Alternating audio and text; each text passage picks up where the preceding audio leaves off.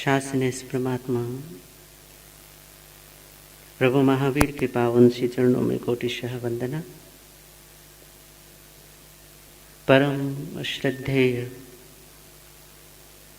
गुरुदेव श्री के पावन श्री चरणों में अनंत अनंत वंदना।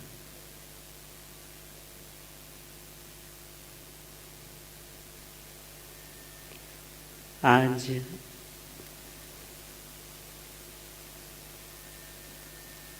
भारतीय संस्कृति में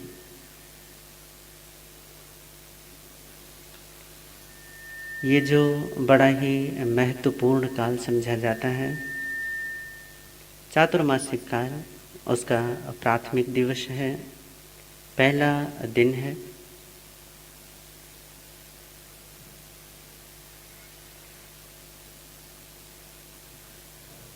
जैन परंपरा में तो यह है 4 महीने बहुत ही धूमधाम से महोत्सव पूर्वक मनाए जाते हैं, बहुत ही उल्लास पूर्वक मनाए जाते हैं। हम ऐसा कह सकते हैं कि ये 4 महीने हमारे महोत्सव के हैं। एक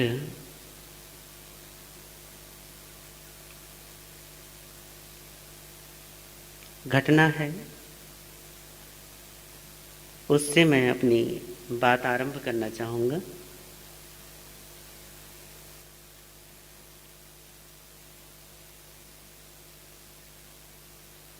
घटना पूरी तरीके से सच्ची है, पर है बड़ी छोटी सी।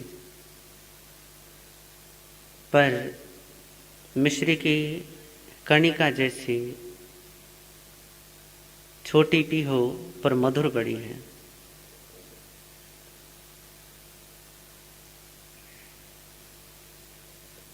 एक जज साहब थे जिनका नाम था राजा बाबू, और जज साहब की एक आदत थी कि हर रोज घूमने के लिए, भ्रमण करने के लिए प्रातःकालीन वो जाया करते थे। एक दिन रोज की तरह सुबह सुबह उठे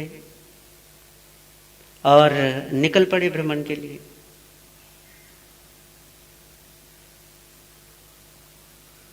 अभी वो अपनी गली से निकल ही रहे थे, तभी सुबह सुबह का वक्त था, शायद कोई जरूरी काम रहा होगा।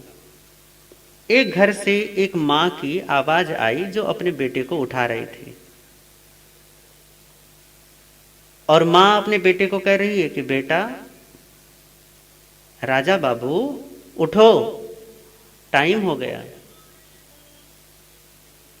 राजा बाबू उठो, टाइम हो गया। ये एक बार जज साहब के कानों में यह आवाज पड़ी। दूसरी बार बहन ने जब फिर से बोला कि राजा बाबू उठो, वक्त हो गया है, समय हो गया है, फिर यह आवाज बाहर से जाते हुए, निकलते हुए फिर से जज साहब के कानों में पड़ी। तीसरी बार मां ने फिर से जोर से कहा, राजा बाबू तुम्हारी आंख कब खुलेगी, उठते क्यों नहीं हो, उठो, समय हो गया। तीसरी बार जब कहा कि आंख कब खुलेगी, उठते क्यों नहीं, तो ये जज साहब के कानों में ये शब्द पड़े। मां तो उठा रहे थे अपने बच्चे को, पर जज साहब के कानों में जब ये शब्द पड़े कि राजा बाबू उठते क्यों नहीं, आंख क्यों नहीं खोलते, समय हो गया, तो जज साहब का नाम भी क्योंकि राजा बाबू था, और एकदम से विचार आया कि अरे राजा बाबू, तेरा भी तो वक्त हो गया, तेरी आंख क्यों नहीं खुलती, तू नींद से कब जागेगा, तू कब उठेगा, तू कब अपनी आंखें खोलेगा। और यही चिंतन करते करते कि इतना जीवन मैंने संसार को दिया, कभी परमात्मा की याद तक ना आई। इतना वक्त मैंने दुनियादारी में लगाया, कभी धर्म को या कभी भी परमात्मा को न रिझाया। और कहते हैं कि वो वापस लौटे तो सही, परंतु पहले वाले राजा बाबू बनकर न लौटे थे। एक नए राजा बाबू बनकर लौटे। पहले जो घर से निकला था वो बेशक बाहर से जागा हुआ था पर भीतर से सोया हुआ था। अब जो लौटकर आया वो जैसे बाहर से जागा हुआ था वैसे ही भीतर से भी जागा हुआ राजा बाबू बनकर लौटे।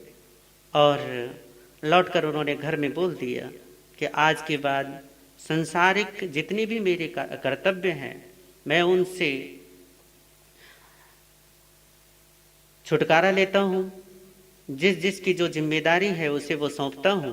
और ऐसा करके वो सही मायनों में संन्यास के रास्ते पर चल पड़े और परमात्मा की भक्ति में लीन हो गए। ये वक्त जो हमारे पास है, ये जो 4 महीने हर साल आते हैं और सैकड़ों, दसियों, कई बार तो हजारों किलोमीटर की यात्रा करते हुए हमारे साधु महात्मा लोग चातुर्मासिक ये पर्व को मनाने के लिए दूर दूर से यात्रा करते हुए, विहार करते हुए अनेक एक जगह से दूसरी जगह जाते हैं और अपना ये चातुर्मासिक काल धर्म, ध्यान, जप, तप, स्वाध्याय, प्रवचन आदि कई अनेक बहुविध धार्मिक क्रियाकलापों के द्वारा मनाते हैं। पर कई बार ऐसा होता है कि जागरण की बेला आती है तब भी हम सोए रहते हैं, सूरज माथे चढ़ जाता है तब भी हम नींद निकालते हैं, सूर्य देव अपना कार्य करते हुए या अपनी गतिपथ पर चलते हुए हमारे सर पर चढ़ जाते हैं परंतु हमारी चादर हमारे सर से नहीं उतर पाती। चातुर्मासिक काल ये हमारे जागने का काल होता है, हमारे उठने का काल होता है, प्रमाद को त्याग कर अप्रमाद की दिशा में आने का काल होता है। यदि हम इस वक्त में भी नहीं जागेंगे तो फिर कब जागेंगे? जैसे वो राजा बाबू माँ की आवाज सुनकर जाग जाते हैं, ऐसे ही साधु संत सदगुरु जन भी आते हैं, आवाज लगाते हैं कि जागो, जागरण की बेला आई है, जागो, उठने का समय हुआ है। जहां तक बात है प्रमाद की या अप्रमाद की, भगवान महावीर ने इसके लिए एक बहुत सुंदर बात कही है, उसे हम लेते हैं और समझने की कोशिश करते हैं।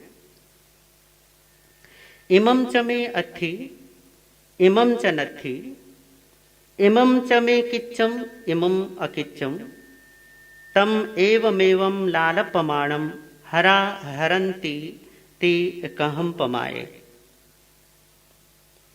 इमं च मे अथि, यह मेरे पास है या यह मुझे मिल गया है, यह मैंने प्राप्त कर लिया है। इमं च नथि, और ये मेरा नहीं है या ये मैंने अभी प्राप्त नहीं किया है। इमं च मे किच्चम, यह मैंने किया है। इमं अकिच्चम, और ये अभी नहीं कर पाया हूं। तम एवं तव एवमेवं लालपमाणम, ऐसे ही अपने आप को सांत्वना देता है, अपने आप को रिझाता है, अपने आप से बोलता है, अपने आप के मन में सोचता रहता है, हरा हरन्ति ते कहम पमाये। जबकि मृत्यु सर पर खड़ी है और ऐसी स्थिति में कहम पमाये, प्रमाद कैसे कर सकते हो? हम सबकी सोच भी यही तो रहती है ज्यादातर मामलों में कि भैया इतना मैंने कमा लिया है, अभी इतना और कमाना है, इतना मैंने कर लिया है, अभी और ये काम और करने हैं, इतना सारा मैंने इकट्ठा कर लिया, अभी और इकट्ठा करना है, अभी मैंने समाज में या कहीं किसी और क्षेत्र में मैंने इतना सम्मान प्राप्त किया है, अभी मुझे और नाम कमाना है, अभी मैंने इतने पद और प्रतिष्ठा प्राप्त कर लिए हैं, अभी मुझे और पद और प्रतिष्ठाओं की अभी दौड़ लगानी है। इमं च मे अथि इमं च नथि इमं किच्चम इमं अकिच्चम, यह कर लिया, यह नहीं किया, ये मेरे को मिल गया, यह नहीं मिला। इसी में ही आदमी उलझता रहता है, इसी में ही आदमी लगा रहता है। और फिर क्या होता है? हरा हरन्ति, हरा हरन्ति, मृत्यु हर लेती है जीवन को। आदमी दौड़ लगाता रहता है, सब कुछ भूल कर भागता रहता है और एकदम से समय आता है और कहते हैं कि भैया तुम्हारा वक्त हो गया, चलो अब। और आदमी अवाक कि भैया अभी तक तो हम तो सोच रहे थे कि अभी ये करिए, ये करेंगे, जीवन में ऐसा ऐसा सोचा था हमने, इतनी सारी तैयारियां की थी, इतने सारे मंसूबे बांधे थे, इतनी सारी कल्पनाएं की थी, इतने सारे सपने देखे थे और सारे सपने चकनाचूर, सारे के सारे सपने हमसे दूर। जब आदमी ऐसी हालात में है कि जब उसे अपने अगले ही क्षण का पता नहीं है, तो भगवान सवाल करते हैं, कहम पमाए, प्रमाद कैसे कर सकते हो, प्रमाद में कैसे रह सकते हो, जबकि तुम्हें पता है कि इस क्षण तो जिसमें तुम रह रहे हो, इसके अलावा तुम्हें अगले क्षण का पता नहीं है कि क्या होने वाला है, क्या होगा। जब अगले क्षण की निश्चिति आपके पास नहीं है, निश्चय आपके पास नहीं है, तो आप किसके अवलंबन पर, किसके सहारे पर अपने आप को इस तरीके से मुगालते में, बेहोशी में या प्रमाद में डाल सकते हैं। यही सवाल जो भगवान महावीर हमसे कर रहे हैं, कहम पमाए, कैसे प्रमाद कर सकते हो, कैसे सो सकते हो। जब घर में आग लगी हो और आदमी आराम से चादर तान कर सो रहा हो, तो सवाल यही उठता है कि भैया सो कैसे सकते हो। जब चारों तरफ बाढ़ आई हुई हो और चारों तरफ त्राहिमाम मचा हुआ हो और आदमी आराम से भोजन की थाली लेकर बैठा हो, तो कोई पूछे कि भैया कैसे कैसे कर सकते हो ऐसा। जब सब अपनी जान बचाने के लिए भाग रहे हों और उस स्थिति में कोई आदमी सोया पड़ा हो, तब सवाल यही उठता है कि कैसे। घर में आग लगी है और आदमी आराम से सो रहा है, ऐसा तो हो ही नहीं सकता। पर हो यही रहा है। जीवन के ज्यादातर मामलों में यही है। संसार में या हम अपने कर्म में, अपने व्यवहार में इतने उलझ जाते हैं कि हम अपने आप को ही भूल जाते हैं। चतुर्मास का ये जो वक्त होता है, ये अपने आप को पाने का, अपने आप में रहने का, अपने आप को जानने का एक वक्त होता है। जब आज का जो समय है, जब इस समय को हम देखते हैं तो बड़ा दबाव वाला, बड़ा तनाव वाला समय है। लोगों का जीवन भाग और दौड़ में इतना व्यस्त है। पहले एक बड़ी मजाकिया सी बात है कि पहले लोग आराम खोजते थे, घर में रहने का कोई ना कोई उपाय करते थे। यदि कोई जॉब करने वाला आदमी है तो भैया मैनेजर से या अपने ऑनर से झूठ बोल के कि आज माँ बीमार है, आज पत्नी का ये काम है, आज बच्चों का ये करना है, तो झूठ बोल बोल कर छुट्टी लिया करते थे। आज कोरोना की वजह से भैया छुट्टी मिल गई तो अब घर में दम घुटता है, अब बाहर की याद आती है, अब दुनिया घूमने का, दुनिया देखने का मन करता है। आदमी को देखो तो कहीं भी चैन नहीं है। बाहर खुला छोड़ दो तो घर की याद आती है और घर में बंद कर दो तो बाहर की याद आती है।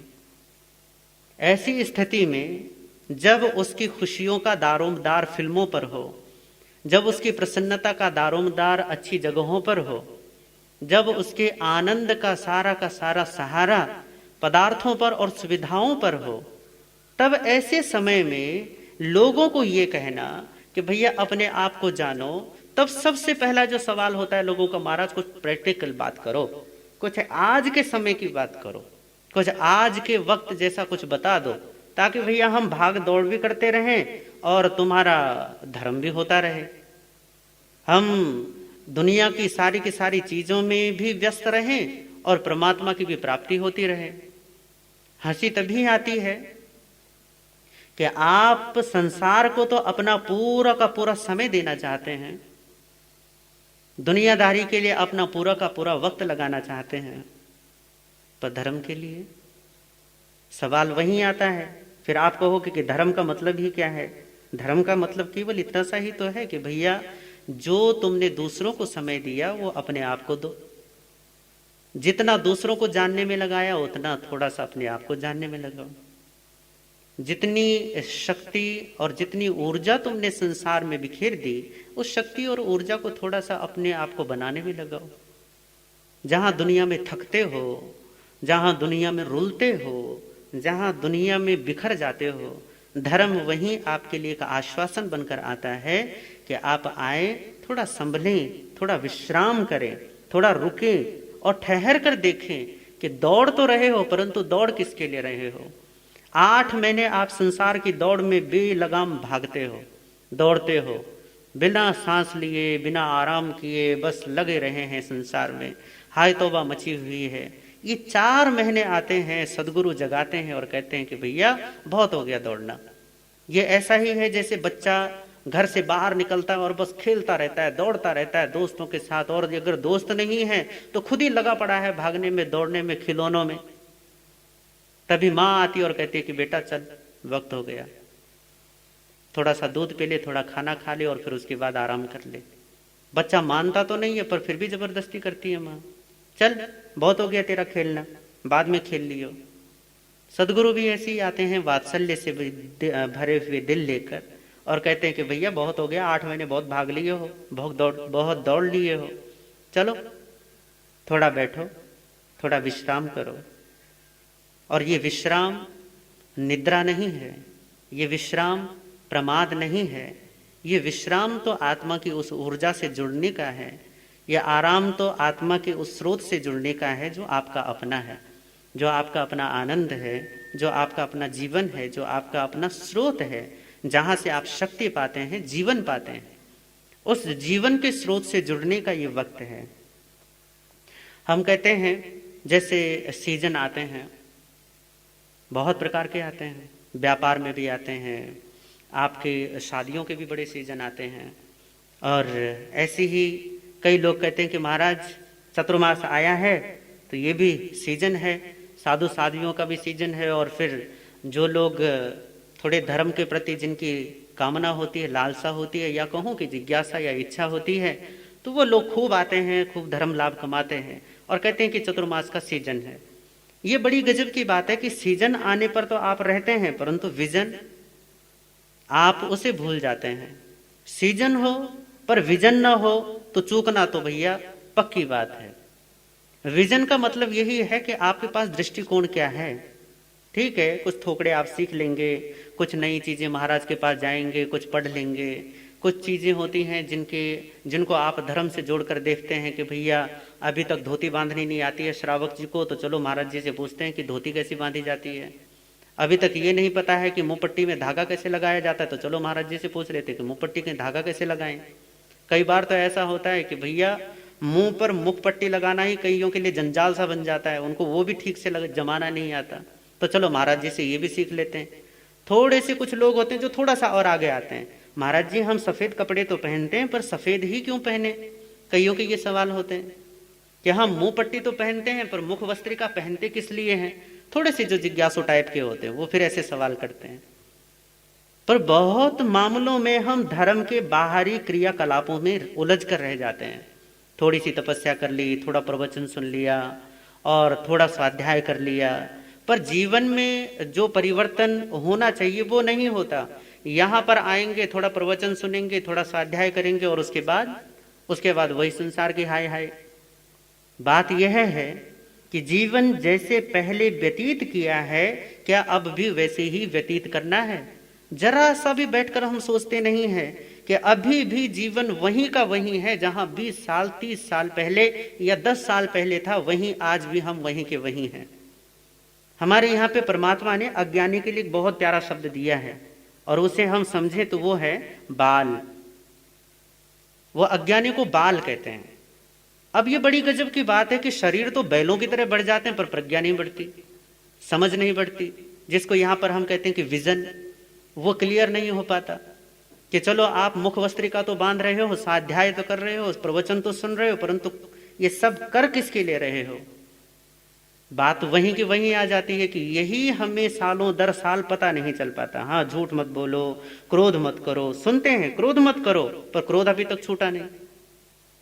हर रोज सुनते हैं कि गुरु महाराजों से कि भैया अहंकार करना बुरी बात है, पर अहंकार जाता नहीं है। छल कपट करना, झूठ बोलना, बेईमानी करना, ये हमारे जीवन के हिस्से में है। बात फिर वहीं आ जाती कि फिर हम कर क्या रहे हैं। कर यही रहे हैं कि हम सीजन में सीजनली आ तो जाएंगे परंतु विजन हमारा क्लियर नहीं हो पाता। विजन वैसे के वैसे ही अंधेरे में रह जाता है। इसलिए याद रखना कि आपकी बहुत सारी चीजें हैं जिन पर आपका गौर होता है, जिन पर आपका ध्यान होता है, जिन पर आपकी नजर होती है। जैसे आप ऐसा समझ सकते हैं कि जैसे आपका स्वास्थ्य है, जरा सा भी अब गड़बड़ी हो जाए, और आजकल तो कुछ ज्यादा ही है कि जरा सा भी नजला जुकाम हो गया तो भैया आदमी तो आधा प्राण तो वैसे ही सूख जाता है कि कहीं कोरोना ना हो गया हो, है तो भैया एकदम से डरता है और भयभीत होता है। तो ध्यान करता है कि भैया चलो मैं क्या करूं, अपने स्वास्थ्य का ध्यान रखूं। स्वास्थ्य संभालने का भी आपको थोड़ा सा ध्यान है। अपना अगर आपको थोड़ा सा बिजनेस में या संपत्ति में आपको थोड़ी सी कमी लगती है तो आपको बड़ी चिंता होती है, महाराज जी क्या कहें, व्यापार तो गया काम से। पहले तो भैया मोदी जी ने हमारी लुटिया डुबो दी नोटबंदी करके, और ऊपर से ये कोरोना आया दूसरे तीसरे साल में, और अब तो पूरी कमर टूट गई हमारी। संपत्ति की भी फिक्र होती है, स्वास्थ्य की भी फिक्र होती है। कोई रिश्तेदार रूठ जाए, कोई रिश्तेदार नाराज हो जाए तो उन रिश्तों और नातों और संबंधों की भी फिक्र होती है। पर इतनी समझ की फिक्र किसको है कि भैया इतना अनमोल समय हमारे हाथ में है और वो क्या हो रहा है, हमारे हाथ से जा रहा है। आपको संबंधों की चिंता है, आपको स्वास्थ्य की चिंता है, आपको संपत्ति की चिंता है, पर आपको समय की चिंता नहीं है। और यही बताने के लिए ये 4 मास आते हैं कि भैया फिक्र करनी हो तो सबसे अधिक अगर फिक्र करो तो समय की करो, समझ की करो।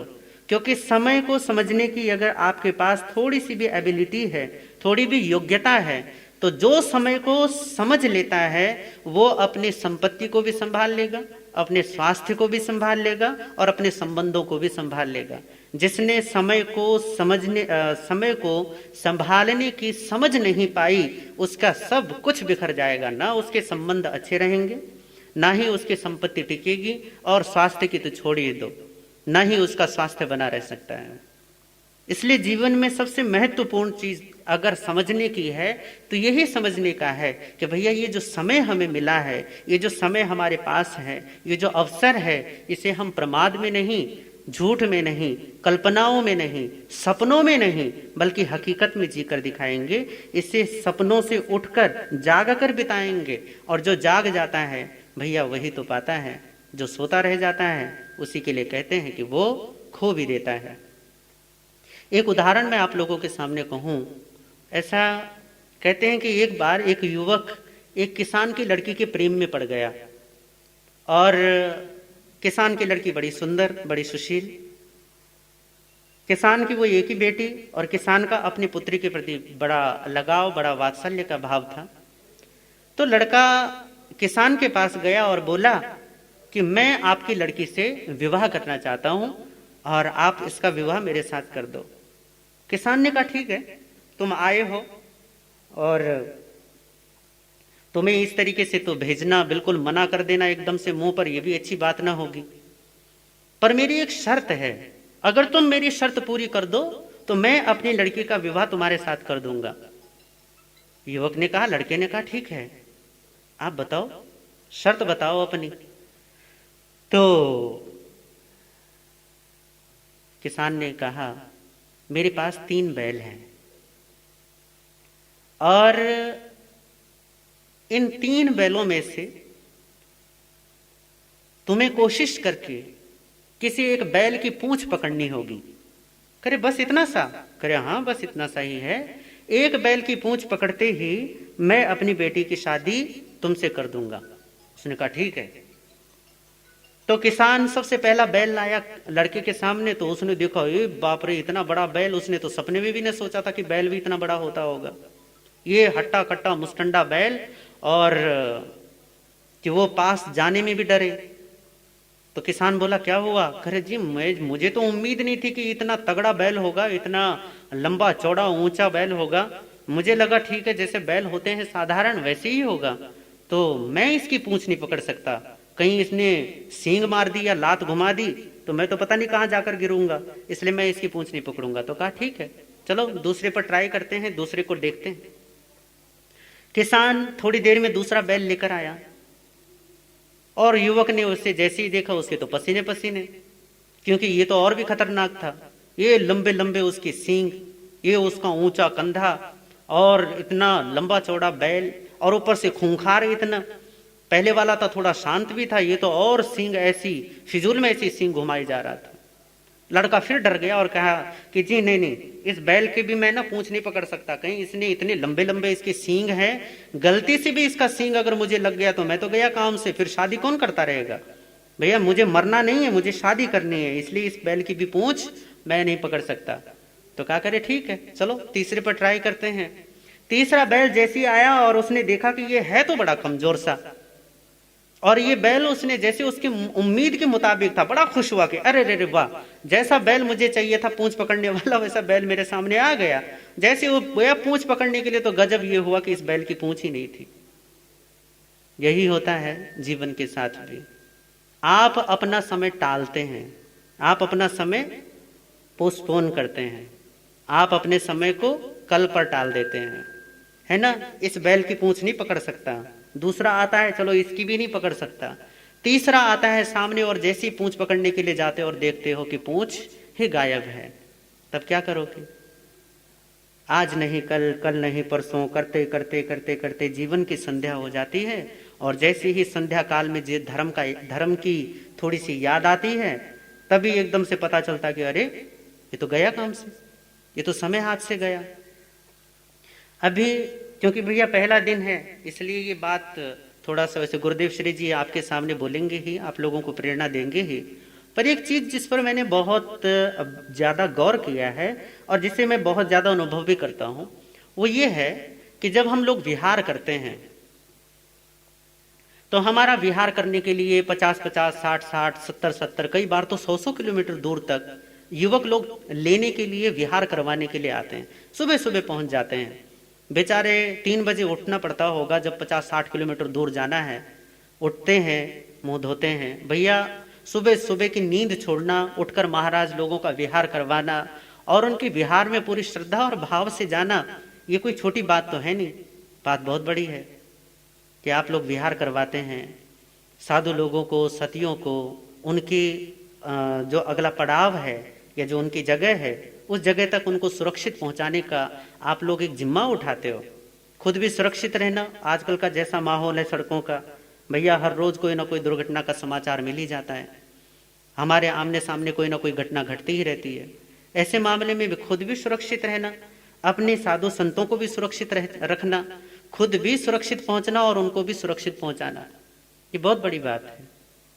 विहारों में आते हैं 4-4, 5-5, 6-6, 7-7 युवक आ रहे हैं, भैया 2 महाराज, 2 लोग इनके साथ चलेंगे, 2 उनके साथ चलेंगे, 2 उनके साथ चलेंगे, चलो इतने नहीं तो एक इनके साथ चलेंगे।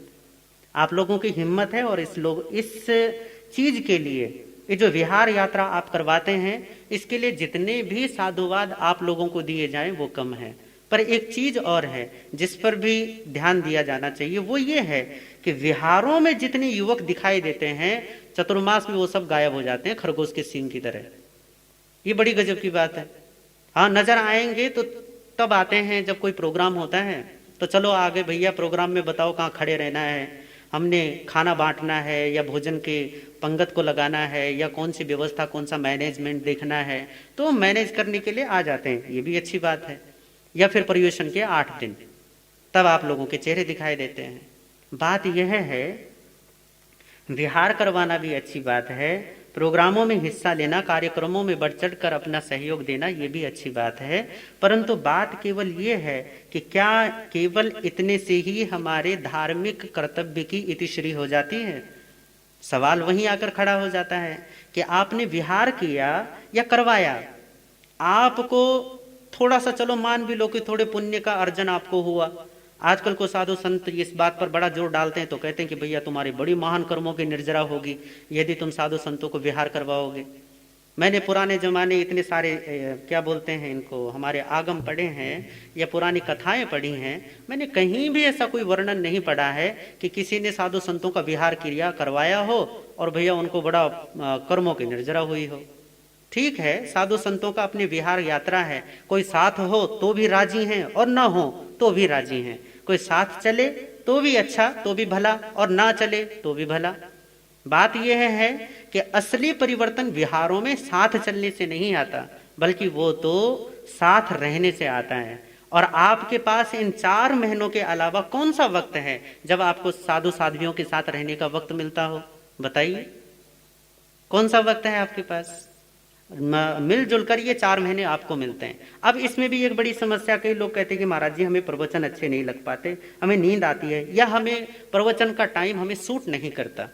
बात यह है कि महाराज तो 24 घंटे बैठे हैं, 24 घंटों में से रात के 10 बजे से लेकर सुबह 4 बजे तक, कह सकते हैं 5 बजे तक, 6 बजे तक, अब मान लो कि ये 8-10 घंटे, मान लो कि चलो 12 घंटे ये महाराज के, बाकी 12 घंटों में क्या कोई सा भी 1 घंटा, आधा घंटा क्या आपको नहीं मिल पाता कि आप आए और थोड़ा सा साधुओं की सत्संगति में, उनके सानिध्य में बैठे, उनसे थोड़ी सी चर्चा करें, वार्तालाप करें।